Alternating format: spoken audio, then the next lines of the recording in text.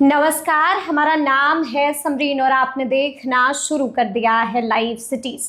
देखिए, first phase के नामांकन की प्रक्रिया खत्म हो चुकी है और 2 दिनों बाद सेकेंड फेज के नामांकन की प्रक्रिया भी खत्म हो जाएगी। लेकिन अब भी बड़ा सवाल यही बना हुआ है कि आखिर महागठबंधन में चल क्या रहा है और महागठबंधन में जो महासंग्राम चल रहा है वो आखिर कैसे खत्म होगा, कैसे सुलझाया जाएगा, क्या कुछ खबरें निकल के आ रही हैं, सब कुछ हम आपको एक बार फिर से तफसील के साथ इस वीडियो में बताएंगे। तो एक बार फिर से इस मुद्दे पर सीधी बातचीत करने के लिए हमारे साथ सीनियर जर्नलिस्ट ज्ञानेश्वर जी हैं। ज्ञानेश्वर जी, अब भी महासंग्राम मचा हुआ है, कैसे सुलझेगा ये संग्राम? देखिए समरीन जी, आपने कहा कि पहले चरण के नामांकन की प्रक्रिया पूर्ण हो चुकी है, सही बात है। लेकिन महत्वपूर्ण बात यह है, जब महागठबंधन की आप बात कर रही हैं, कि पहले चरण के नामांकन की प्रक्रिया में नामांकन वापसी की अंतिम तारीख कल 20 तारीख है। और बात यही फंसी हुई है, क्योंकि आप देख रहे हैं कि एक दूसरे के खिलाफ उम्मीदवार दिए गए कई सीटों पर। और आपने वह दृश्य भी देखा कि अमित शाह पटना में 3 दिनों तक कैंप करते रहे और जो भी बीजेपी के बागी थे उन्हें मनाते रहे, उन्हें बैठाते रहे।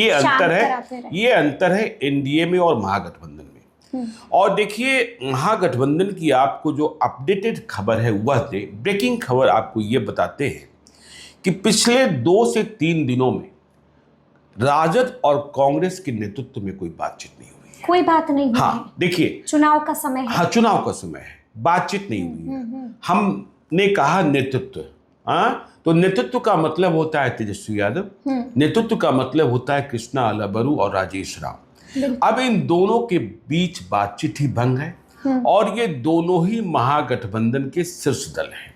राजद ड्राइविंग सीट पर और कांग्रेस सेकंड, ठीक है। तो अब इनके बीच बातचीत बंद हो गई।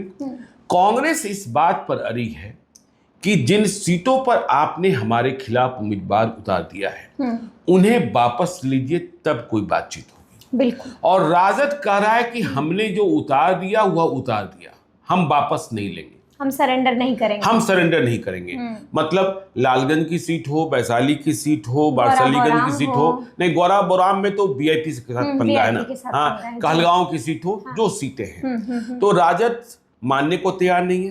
कांग्रेस फिर इस बात को दोहरा रही है कि जो सीटें मुझे दी गई उन सीटों पर आपने उम्मीदवार कैसे उतारा, हमने कहां विश्वास तोड़ा कि जो सीटें आपको दी गई थी, जो सीट शेयरिंग हुई थी, जो अब तक सार्वजनिक करने की हिम्मत महागठबंधन नहीं कर पाया है। लेकिन नेता जानते हैं, मुकेश सहनी को भी शायद पता न हो, लेकिन तेजस्वी यादव जानते हैं और राजेश राम और कृष्णा अलाबरू जानते हैं कि जो सीटें आरजेडी के खाते में गई वहां तो हमने उम्मीदवार नहीं उतारा।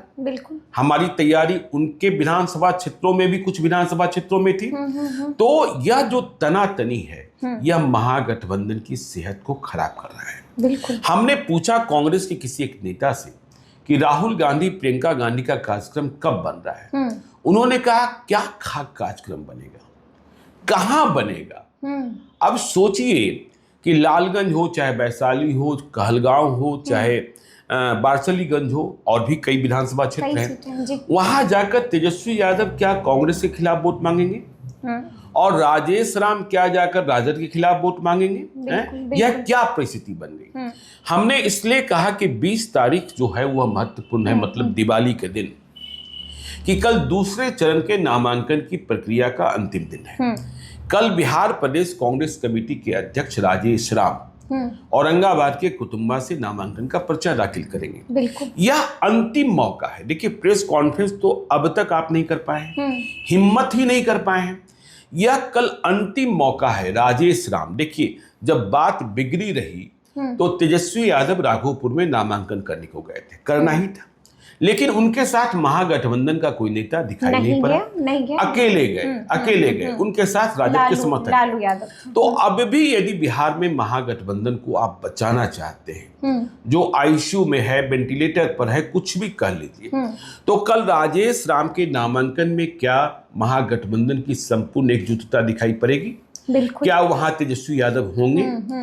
क्या वहां दीपांकर भट्टाचार्य होंगे? क्या वहां मुकेश सहनी होंगे? क्या वहां रामनरेश पांडे होंगे?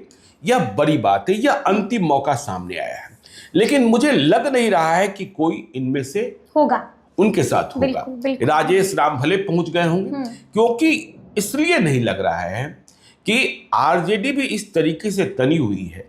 देखिए, अब तक सिंबल नहीं दिया है, लेकिन इस बात का भय दिखाया जा रहा है आरजेडी को। आरजेडी दिखा रही है कांग्रेस को कि वहां हमारे उम्मीदवार सुरेश पासवान हैं, जिन्होंने राजद से लड़ने के लिए कुटुंबा में, मतलब एनडीए और कांग्रेस से लड़ने के लिए एनआर कटवा रखा है।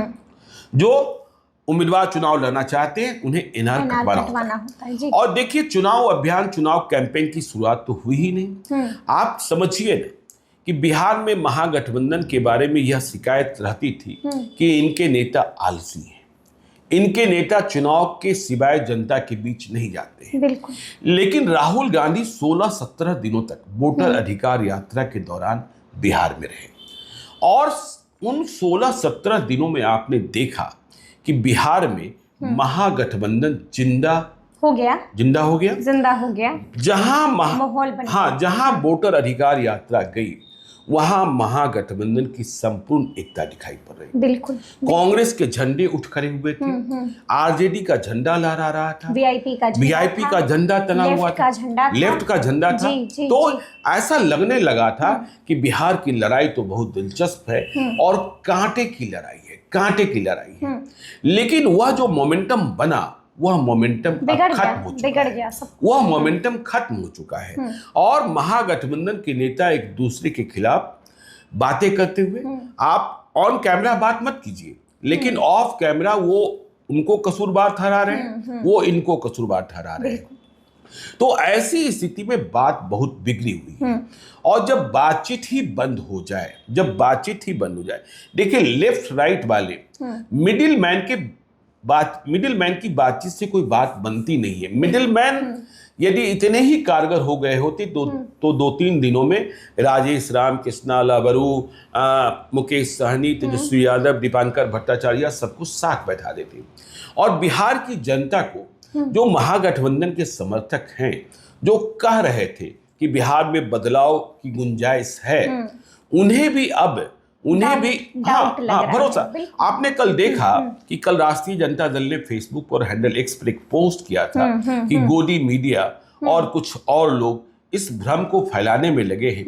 उनके ही कमेंट बॉक्स में क्या बातें आई कि ठीक है, आप कह रहे हैं भ्रम फैलाने में लगे, तो आपकी हिम्मत क्यों नहीं हो रही है कि आप प्रेस कॉन्फ्रेंस कर लीजिए, आप सभी लोग एक साथ सामने आ जाइए, आप सभी लोग मतलब सूची जारी कर दीजिए।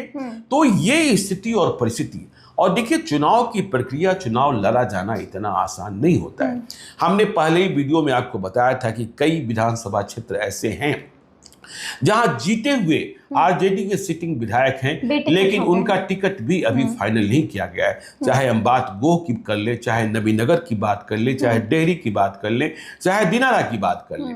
तो सोचिए, जीता हुआ विधायक ही अपने टिकट के बारे में अभी कंफ्यूज है, तो वहां दूसरे दावेदार भी हैं। अब जब वह कंफ्यूज है तो उसने चुनाव कार्यालय की व्यवस्था नहीं की होगी, बूथ लेवल प्रबंधन की व्यवस्था नहीं की होगी। अब देखिए, यह भी समझिए ना कि तेजस्वी यादव का हेलीकॉप्टर कब उड़ेगा। अब तो इस बात की कोई गुंजाइश ही नहीं रही कि सभी 243 विधानसभा क्षेत्रों में आप जा पाएंगे। जिस तरीके से 6 तारीख को चुनाव आयोग ने बिहार में चुनाव की घोषणा की थी और समय इतना कम रखा था, तो संदेह पहले से ही था।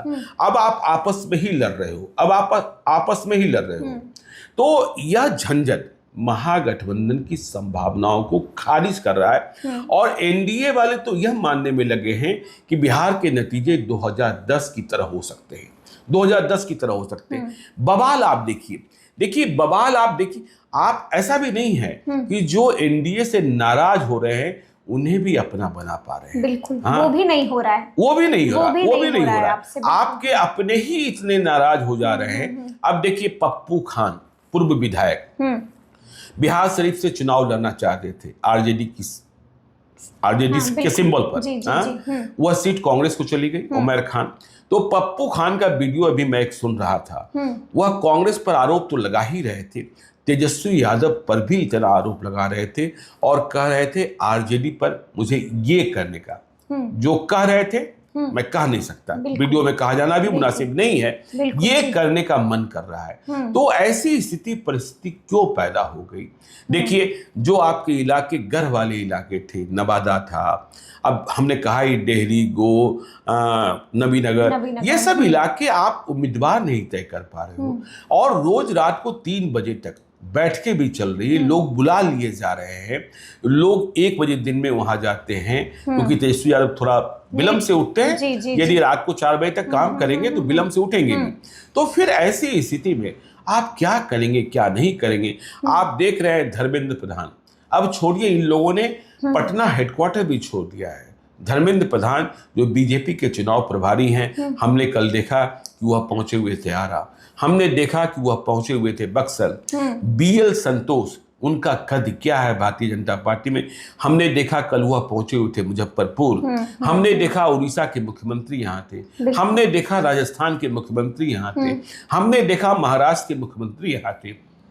तो आप क्या कर रहे हो, क्या नहीं कर रहे हो, यह स्थिति। और देख ही रहे कि अमित शाह ने कितनों को मना लिया। खबर आई कि अश्विनी चौबे के बेटे अजित शाश्वत विद्रोही बनकर, बागी बनकर भागलपुर से चुनाव लड़ रहे हैं और इसका नुकसान साफ तौर पर बीजेपी के प्रत्याशी रोहित पांडे को होता। लेकिन वहां भी अमित शाह का प्रबंधन काम आया और अजित शाश्वत को बैठा दिया गया। तो ये स्थिति परिस्थिति, आप बातचीत ही नहीं करोगे, बातचीत से ही जो बर्फ जम जाती है वह बर्फ पिघलती है। लेकिन यहाँ बर्फ तो और इतनी सख्त होती जा रही है जो हथौड़ा से भी तोड़ना पड़ेगा। क्या होगा, नहीं होगा, मतलब किसी का कार्यक्रम, समझे। और मुझे आश्चर्य इस बात के लिए होता है कि लालू यादव के बेटे हैं तेजस्वी यादव, और लालू यादव फैसला लेने में क्या थे और तेजस्वी यादव फैसला लेने में कहां तक पहुंच गए, बाजार में कई तरीके की चर्चाएं शुरू हो जाती है। हम लोग तो कहते रहे कि इस बार तेजस्वी यादव बहुत सूझबूझ से उम्मीदवारी का चयन कर रहे हैं, लेकिन जब आप इतनी देर करते हैं, जब आप इतना विलंब करते हैं, तो आप अपनी जीत की संभावनाओं को खारिज करते जाते हैं और आपके समर्थकों को, आपकी पार्टी के नेताओं को यह लगने लगा है कि इस बार आप चुनाव नहीं लड़ रहे हैं, यह मान चुके हैं कि चुनाव हमारे पक्ष का नहीं है। आप और किसी बात से भयभीत हैं, क्या है क्या नहीं है यह तो आप जानते होंगे, आपका मन जानता होगा, लेकिन चुनाव महागठबंधन मुकाबले से दूर होता दिखाई पड़ रहा है।